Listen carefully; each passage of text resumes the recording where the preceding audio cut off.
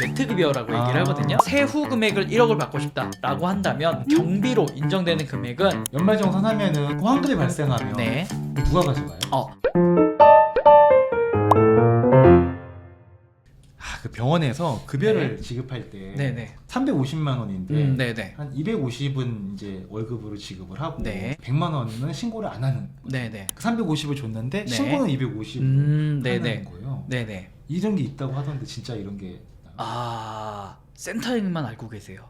간혹가다 그런 경우가 있습니다. 그러니까 이게 왜 그러냐면은요. 네. 사실상 4대 보험도 부담이거든요. 네. 왜냐면 사업주가 내야 되는 부담분도 있고 근로자가 내야 하는 근로자 부담분도 있는데 이 두 금액을 합치면은 아무래도 17, 8%, 17%, 17, 18% 정도 되는데 그 금액이 부담이 될 수밖에 없습니다. 네. 그렇기 때문에 서로 간의 합의 혹은 뭐 어느 한쪽의 요구에 따라서 실제 지급하는 급여는 350만 원 기준으로 지급을 하되 신고는 250만 원 혹은 200만 원만 들어가는 경우가 있고요.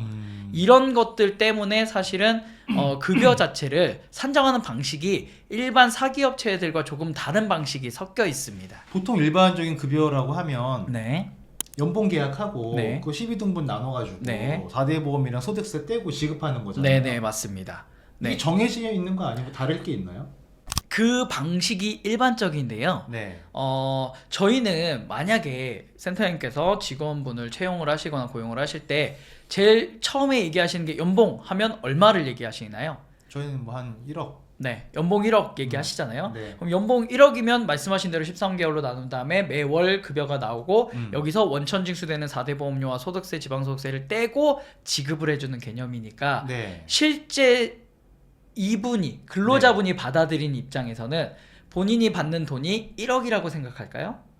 아니죠. 그렇죠. 한 600 얼마. 네, 그렇죠. 네. 매월 600 얼마씩 받는구나라고 생각을 할 겁니다. 네. 네, 그러면 저는 나는 1년 동안 무조건 내 주머니에 내 통장에 1억이 들어왔으면 좋겠습니다 라고 한다면 네. 그러면 제 연봉은 1억인가요? 아니죠. 한 1억 5천 정도는 맞습니다. 해야 1억 될 4, 것 5천 같은데. 정도는 네. 되어야 실제 통장에 찍히는 금액이 1억 정도 될 거예요. 네. 그렇기 때문에 네. 계산 방식에서 차이가 발생하는 거예요. 어. 일반적으로 병원이나 그다음에 이제 페이 닥터 네. 하시는 분들이나 이런 분들 같은 경우는 그 기본 컨셉 자체가 나는 1억입니다 라고 얘기하는 게 순수하게 내가 수중에 받는 돈이 1억을 의미하거든요. 세후 1억? 그렇죠. 세후 개념으로 아. 접근하는 거죠. 이게 아. 관행 아닌 관행이라서 네. 네네. 그래서 저는 큰 거 한 장 주십시오 라고 아. 하면 1억입니다.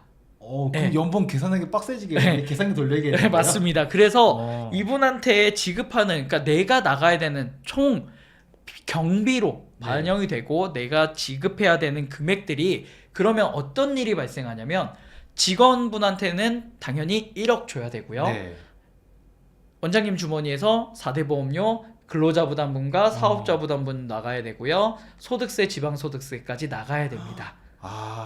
이런 거네요. 우리가 흔히 말하는 연봉 계약은 사업주 통장에서 나가는 금액을 기준으로 연봉 네, 계약인 맞습니다. 거고 네. 이제 병의원 같은 경우는 근로자분들께서 받는 거 기준으로 네, 연봉 네. 1억이 하는 이 다른 거고. 네, 맞습니다. 그렇군요. 네. 그래서 이게 차이점이 있는 게요. 말씀하셨다시피 경비를 예로 든다면 우리가 비용으로 인정되는 금액을 예로 든다면 아까 말씀하셨던 센터장님의 이제 사업체에서 말씀하시는 연봉 1억이라고 하면 당연히 인건비가 1억이 나오는 거고요. 그렇죠. 거기에 플러스 4대 보험의 사업주 부담분이 포함이 될 거예요. 네. 예, 그 금액이 결국은 내가 직원 한 명을 고용함으로 인해서 내 주머니에서 혹은 내가 경비 처리로 인정받을 수 있는 금액인데 뭐 당연한 얘기겠지만 아까 말씀드렸던 내가 세후 금액을 1억을 받고 싶다라고 한다면 이 경비로 인정되는 금액은 세후 금액을 역산해서 계산을 해야 되기 때문에 총 급여액이 예를 들어 1억 4천이 된다.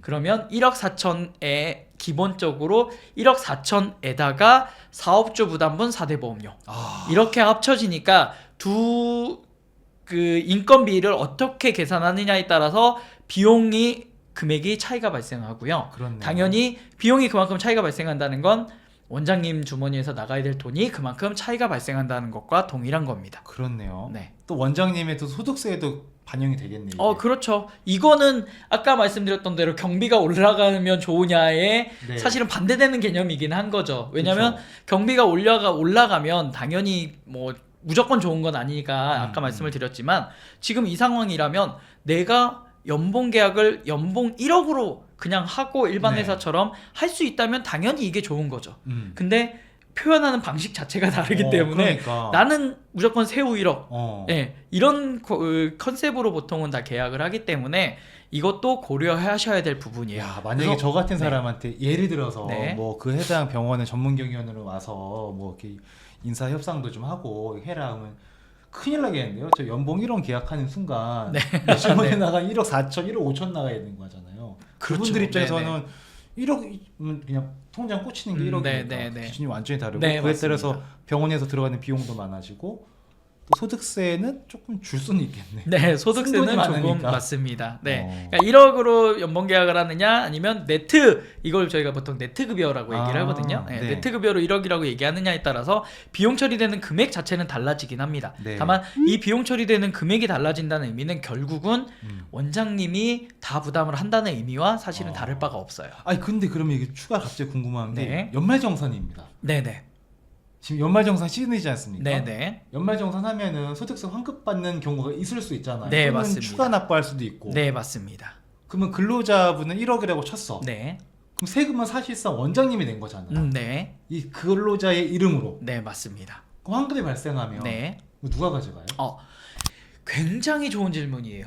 그래요? 예, 굉장히 좋은 질문이에요. 이거를 네. 간혹 세무사무실에서 관심을 안 가지는 경우가 많아요. 왜냐하면 어차피 주는 금액은 똑같으니까 네. 업무 처리하기 편하려고 네. 연말정산 자체를 안 하는 경우가 있거든요. 아 그래요? 예, 연말정산 자체를 안 하면 어차피 지급되는 금액 똑같고 역산해서 급여 들어가는 거 똑같으니까 사실은 아무도 불이익이 없다라고 생각하는 분들이 세무사무실 간혹 있는데 문제는 뭐냐면요, 이렇게 생각하시면 돼요. 아까 말씀드렸던 대로 네트급여라고 가정을 했을 때 1,000만 원이에요. 네. 월급여가. 예, 월급급여가 그러니까 우리가 무조건 현금으로 그러니까 지급해야 되는 금액이 1,000만 원이기 때문에 네. 아까 말씀하셨던 대로 실제 기본 금액은 뭐 1,300만 원, 1,400만 원 정도가 될 거라고 가정을 해보죠. 네. 1,400만 원 정도가 되는데 그러면 1,400만 원의 기본급여에서 4대 보험료, 소득세, 지방소득세 떼고 1,000만 원을 주는 건데 연말정산이 발생해서 말씀하신 대로 환급액이 있어요. 네. 그러면 거꾸로 거슬러 올라가면 여기에 환급액이라는 마이너스 항목이 있기 때문에 네. 차인 지급 그걸 그대로 반영하면 차인 지급액이 1,000만 원이 아니라 뭐 넘겠지. 1,몇백만 원이 될 수 네. 있겠죠. 1,100, 1,200 그렇죠. 네. 그러면 얘를 1,000만 원으로 줄이기 위해서는 우리가 기본급을 줄여야 낮춰야지. 돼요. 그렇죠. 네. 기본급을 낮춰야 돼요. 아. 그렇게 되면 이 직원분의 전체적인 세금도 1년 전체 세금이 줄어들 수 있죠. 내년도에는. 그치? 왜냐하면 1,400씩 찍는 게 아니라 어떤 달에는 연말정산 그쵸. 때문에 1,100만 원으로 어. 기본급이 잡히면 2분의 전체 근로소득이 줄어드니까 그렇죠. 세금도 같이 덩달아 줄어들고 4대 보험료도 같이 줄어들 수 있어요. 네. 예, 그러면 연말정산을 반영하는 게 원장님도 직원분도 훨씬 더 이득이고 그게 당연한 상황이거든요. 네. 근데 간혹 가다가 이거를 연말정산액을 아예 반영을 안 하고 그냥 일반적으로 다 정리를 하고 처리하고 끝내는 경우가 있어요. 뭐 물론 이제 원장님한테는 반영을 할 수밖에 없죠. 세금으로는. 네. 예, 저희가 원천세라는 걸 신고를 하는데 이 원천세 신고할 때는 당연히 반영을 할 수밖에 없어요. 이거 반영 안 하면 이제 숫자가 안 맞아서 네. 예, 나중에 이제 왜 이게 안 맞냐 이제 음. 얘기가 나오기 때문에 반영할 수밖에 없으니까 그럼 원장님까지는 선에서 내려갔어요. 네. 여기까지는. 네. 근데 이 돈이 원칙은 네. 원장님 주머니에서 돈이 나가는 건 맞지만 원래 이 계산 구조의 컨셉으로 보면 원래는 누구 돈이에요? 근로자. 근로자 돈이죠. 어. 네. 근로자 돈에 대해서 이렇게 떼고 준 개념이다 보니까 네. 차인 지급액이 딱 떨어지는 숫자인 것뿐이지. 네. 네. 떼고 주는 거다 보니까 원칙적으로는 근로자 돈이거든요. 근데 원장님이 세금을 환급받아서 네. 근로자한테 안 준 셈이 되는 거예요. 그쵸. 네. 그럼 원장님이 부당이득을 취하게 된 거라고 억울하시겠네. 밀어있죠. 네. 억울하죠 원장님 그렇죠. 입장에서는. 네. 아니 아무것도 모르고 나는 계속 똑같이 1,000만 원씩 주고 있었는데 어느 어. 순간 갑자기 부담이 되고 네. 내 세금 내놓으세요 이렇게 될 수 있거든요.